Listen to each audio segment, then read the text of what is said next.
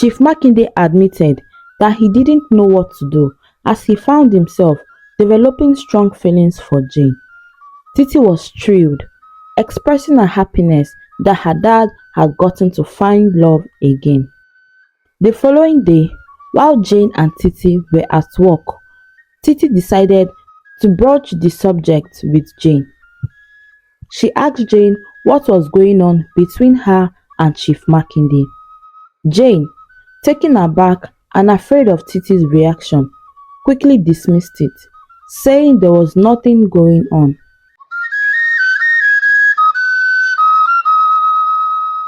Once upon a time, there was a lovely girl named Jane. She was 26 years old, bright and so charming. Jane had everything she needed and more. She could take care of herself and provide for her basic needs all by herself. Jane was as beautiful as a blooming flower, and many young men couldn't help but admire her. But Jane's heart belonged to one person, her longtime sweetheart named Sam. Sam came from a poor family. His parents worked hard to make ends meet, but they couldn't afford to send him to the university. However, Sam was determined to get an education, and Jane was there to support him every step of the way. Sam moved in with Jane, and she took care of him like he was the most precious thing in the world. She made sure he had enough food to eat, clothes to wear, and all the basic things he needed to be comfortable. Jane worked as an executive assistant for a big and kind-hearted businessman named Chief Makinde. Chief Makinde was very rich. He treated his employees well, including Jane. Thanks to her job, Jane could afford to support Sam and help herself comfortably. Jane had been working with Chief Makinde for over 4 years, and he always praised her hard work. She was like his right-hand woman, always there to help him with whatever he needed. After a long day at work, Jane would rush home to cook dinner for Sam and make sure he was happy and satisfied. Sometimes, when she knew she would be busy during the week, she would cook extra food and put it in the freezer so Sam could have something to eat whenever he wanted. "Thank you, Jane, for everything you do for me," Sam would say, his eyes shining with gratitude. "I don't know what I would have done without you." "You're welcome, Sam," Jane would reply. "I'm just happy to help you." Despite Jane's support, she often encouraged Sam to find a job to help out with the little expenses he could. But Sam would always say he wanted to focus on his studies so that he could get out with good grades. And Jane, being the understanding girlfriend that she was, would nod and agree to let him focus on his education. Jane and Sam loved each other dearly. They often talk about their future together, dreaming of their life as a married couple and imagining what their children would look like. "Babe, I can't wait to finish school and get a job so we can get married," Sam would always say with excitement. "I believe in you, Sam, and I know you will make it happen," Jane would reply, beaming with love. The next day, when Jane arrived at the office, Chief Makinde called her and asked her to cancel all his meetings and appointments for the next day. His daughter Titi was coming back from the United States, and he wanted to make sure she had the best holiday possible. Jane promised to take care of everything and keep him updated with work. The following day, Chief Makinde picked up his daughter Titi from the airport. Titi was his only daughter, and he cherished her dearly. He showered her with love and attention, making sure she had everything that she needed. Weeks passed, and Chief Makinde continued to spend time with Titi, often working from home. Jane had to take work to Chief Makinde's house several times, and she had heard so much about Titi, but they had never met. One day, when Jane went to Chief Makinde's house to drop off some documents, she met his daughter Titi. Titi had heard so much about Jane from her father, and she greeted her warmly. "You must be Daddy's executive assistant. Titi said with a smile. Jane nodded and explained that she was there to drop off some documents for Chief Makinde's signature. Titi invited her in and informed her that Chief Makinde had just stepped out about a few minutes ago. When Chief Makinde returned, he was surprised to see Jane and Titi getting along so well. He knew Titi could be reserved, so he was pleased to see them bonding. After dropping off the documents, Jane thanked Titi for her hospitality and left for her house. When Jane got home, she found Sam, who had just returned from school. She told him about meeting Chief Makinde's daughter and how welcoming she was. "I'm proud of you, babe. You're so hardworking and kind," Sam said, hugging her tightly. That night, Jane and Sam were intimate. They expressed their love for each other, and Jane couldn't help but wish they could get married sooner. As they cuddled in bed, Jane drifted off to sleep, dreaming of a future with Sam by her side. The next day, Jane woke up to a pleasant surprise. Sam had prepared breakfast in bed for her. It was their anniversary. They had been dating for 4 wonderful years, and Jane was overjoyed. She thanked Sam, feeling grateful for his thoughtfulness, and had planned to celebrate with a dinner that evening. Jane promised to book a table at a nice restaurant and order their favorite dishes, while Sam assured her that he would be back from school in time. He was excited about their anniversary dinner, and Jane was also excited. She promised to leave the office early enough to prepare for the evening. When Jane arrived at work, she was surprised to find Chief Makinde there already. He complimented her outfit and asked about the special occasion. Jane happily shared that it was her anniversary and they were planning to have a romantic dinner that evening. Chief Makinde congratulated her and joked about Sam putting a ring on her finger before someone else did. Jane laughed, feeling happy and appreciated. As Jane was leaving Chief Makinde's office, she received a text message notification for her anniversary from Sam. It was an alert of 500,000. She was touched by his thoughtfulness and thanked him profusely. Chief Makinde waved it off, telling her to enjoy her evening with her boyfriend. That evening, when Jane arrived at the restaurant, she found the reserved space beautifully decorated. She waited patiently for Sam, but he didn't show up. She tried calling him, but his phone was off. After waiting for about 5 hours without any word from Sam, Jane left the restaurant, feeling angry and disappointed. When she got home, Sam still wasn't there. She went to bed feeling hot and frustrated. The next morning, Sam finally returned and apologized, explaining that he had an important tutorial overnight and his phone had died. Jane was so furious, telling him how much she had spent on the dinner and how he had cancelled without any notice. Sam apologized again, and although Jane forgave him, she was still very angry. At work, Chief Makinde informed Jane that his daughter Titi would be joining the company and working closely with her. Jane was excited about the opportunity to work with Chief Makinde's daughter and looked forward to meeting her. As she was leaving the office, Chief Makinde asked Jane how her date had went last night.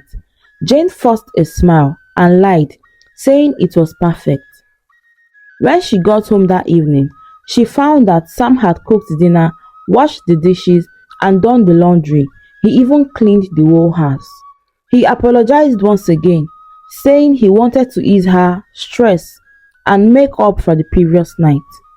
Jane forgave him and was true this time, and they shared a tender moment together that night. The next day, Jane arrived at the office early, feeling a mix of excitement and nervousness. Today was the day Titi, Chief Makinde's daughter, would start working with her. As Jane settled into her desk, She couldn't help but wonder what Titi's work attitude would be like. Soon enough, Titi walked in, her smile brightening the room. She greeted Jane warmly, her eyes shining with enthusiasm.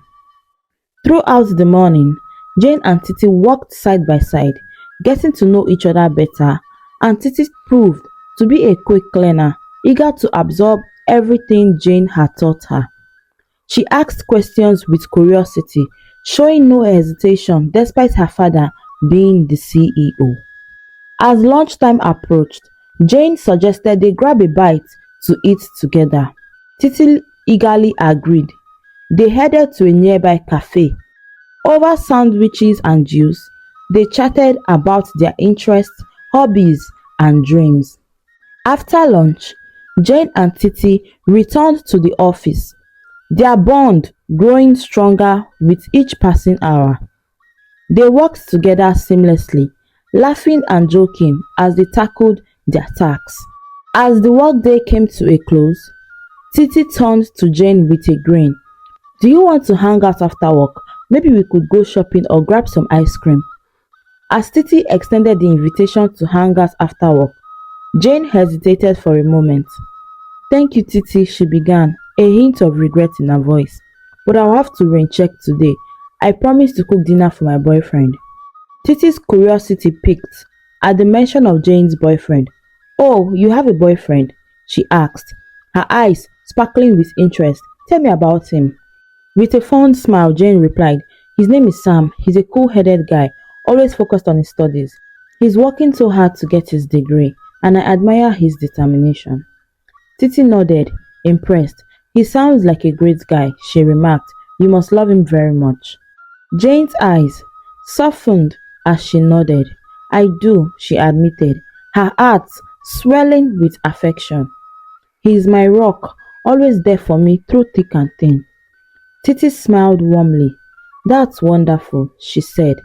"We can definitely do our outing another time. Family comes first." With that, Jane and Titi bid goodbye for the day, each heading home with the thought of the other swirling in their minds. As they parted ways, Jane couldn't help but feel grateful for Titi's understanding. When Jane arrived home, she found Sam sick and shivering in bed. Concerned, she asked him what was wrong, and he replied that he had a fever. Without hesitation, Jane took him to the hospital, where he received medication. When they returned home, she cooked for him, made sure he took his medication, and ensured he had enough rest. The next day, Jane was late for work. When Chief Makinde asked her about it, she apologized and explained that she had overslept while taking care of her sick boyfriend. Chief Makinde reassured her that it was okay and even gave her the day off, saying he would handle things with Titi. Titi also encouraged Jane to take care of herself and not to stress herself too much. As Jane returned home, she was shocked to find Sam in bed with another woman. It felt like a nightmare and she couldn't believe her eyes. She thought he was sick all along. Heartbroken and betrayed, she immediately stormed out and went back to work and stayed there all day, unable to face the reality of what she had seen. When Chief Makinde was leaving for the night, he noticed Jane still at the office and asked her what was wrong. He thought she wasn't supposed to be around because she had gotten the day off. Jane initially brushed it off, saying she had work to finish. However, Chief Makinde insisted on taking her home, but Jane insisted that she wanted to stay and complete her tasks. She also inquired about Titi, and Chief Makinde informed her that Titi had already gone home a long time ago. Alone in the office with Chief Makinde, Jane couldn't hold back her tears any longer. She confided in him about Sam's infidelity and how she had supported him through everything, including paying his tuition, providing for him, and taking care of him whenever he was sick. Chief Makinde listened compassionately and offered Jane his comforting embrace. He assured her that everything would be fine and that Sam wasn't worth her tears. That night, they slept in the office with Jane finding solace in Chief Makinde's presence as she slept like a baby in his arms.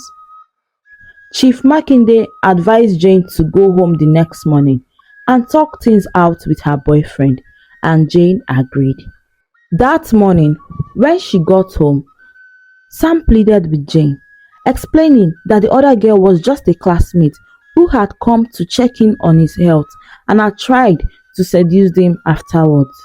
He apologized profusely, insisting that he didn't mean anything Jane had seen. Torn and emotionally exhausted, Jane broke down in tears and ultimately decided to give Sam another chance because she loved him so much and had invested so much in him. At work, Jane confided in Titi about what had happened with Sam. Titi expressed her disapproval of Sam's action, but Jane insisted on working things out with him. Titi then offered to take Jane shopping that evening to help her take her mind off the stress and the pain. That evening, Titi and Jane went to an expensive boutique. Titi encouraged Jane to pick out dresses, shoes, bags, jewelry, watches, and nice wigs. She generously paid for everything, and Titi also selected a few items for herself. But she reassured Jane that the gesture was nothing compared to how Jane had helped her father and his business. When Jane returned home with her shopping bags, Sam was surprised by the extravagance. However, his mood quickly soared when he realized how much money Jane had spent, especially considering his upcoming final year project for school that needed financing. Jane explained that Titi had bought it for her, and although Sam apologized for assuming, Jane couldn't help but feel frustrated and disappointed. She went straight to her room. That night, Sam apologized again and Jane forgave him. They made up and shared a tender moment together. The next day, while Jane was at work, Sam began googling Titi Makinde on social media and sent her friend requests. During lunch, Titi asked Jane about her relationship with Sam, and Jane confirmed that he was indeed her boyfriend. And when Jane inquired if there was a problem, Titi brushed it off, saying it was nothing. As time passed, Sam continued to message Titi, attempting to strike up a conversation. However, Titi remained unbothered, knowing that Sam was Jane's boyfriend and respecting their relationship.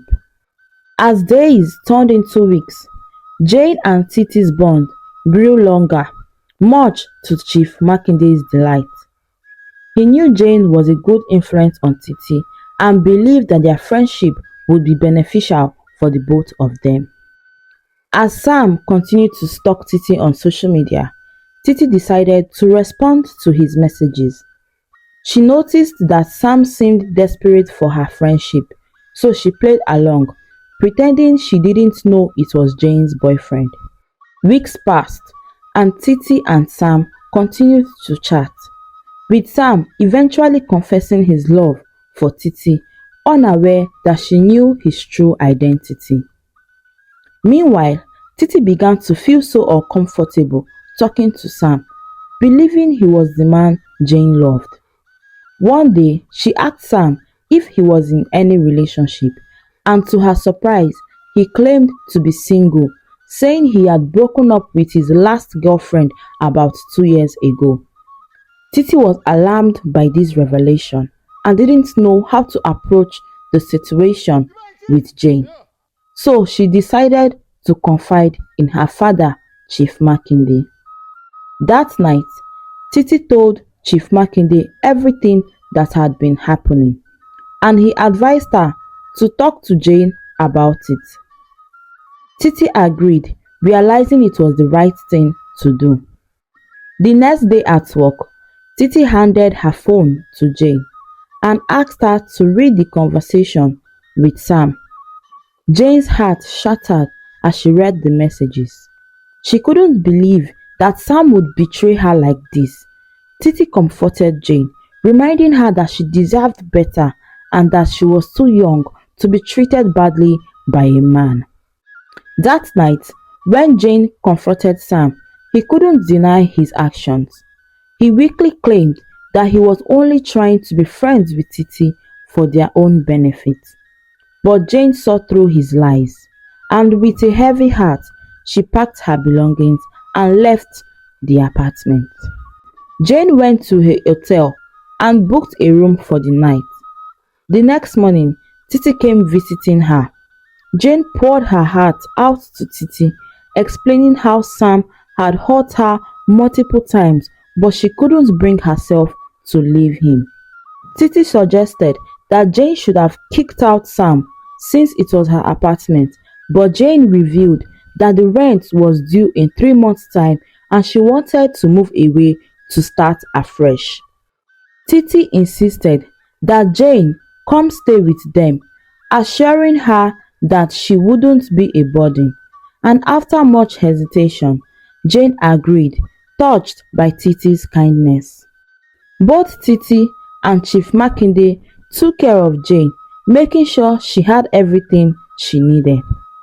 They didn't give her any work to do, encouraging her to take it easy and focus on her healing. Meanwhile, Sam tried to reach out to both Titi and Jane, but they had both blocked him on every social media platform. Confused and desperate, Sam realized that his greed had caused him to lose the woman who had been supporting him financially, emotionally, and in every way. He felt remorseful for his actions but didn't know how to make things right anymore. One day, while Titi and Chief Makinde went to work, Jane felt restless, lying in the bed. She decided she couldn't waste the day doing nothing. So she got up, cleaned the entire house, and went to the market. She bought ingredients to prepare food, and when she returned home, she cooked a delicious meal of stew and vegetable soup with pounded yam. When Titi and Makinde returned from work, they were so delighted and impressed by what Jane had done. They thanked her sincerely for her effort and had dinner together. The meal was so delicious that they commended her cooking, and Titi expressed an intention to learn how to be a better cook from Jane. Jane felt a sense of satisfaction knowing she had contributed to the household. Later that evening, Titi mentioned that she had a get-together to attend and left the house. Jane and Chief Makinde found themselves alone together and they began talking. For the first time, Chief Makinde opened up to Jane about missing his late wife who had passed away during Titi's birth. Jane comforted him, telling him he was a brave man who had come a long way. They shared a hug and Jane felt a deep sense of warmth and comfort in Chief Makinde's arms. As weeks went by, Jane and Chief Makinde's bond seemed to grow stronger beyond their work relationship. They spent more time together, going out and enjoying each other's company. Titi couldn't help but notice her dad stealing glances at Jane several times. One day, she decided to confront him about it, telling him that she knew he was already in love with Jane. Chief Makinde confessed that it was true but explained that he had been trying to suppress his feelings because Jane was just like a daughter to him. Titi smiled, telling her dad that she believed Jane also liked him. Chief Makinde admitted that he didn't know what to do as he found himself developing strong feelings for Jane. Titi was thrilled, expressing her happiness that her dad had gotten to find love again. The following day, while Jane and Titi were at work, Titi decided to broach the subject with Jane. She asked Jane what was going on between her and Chief Makinde.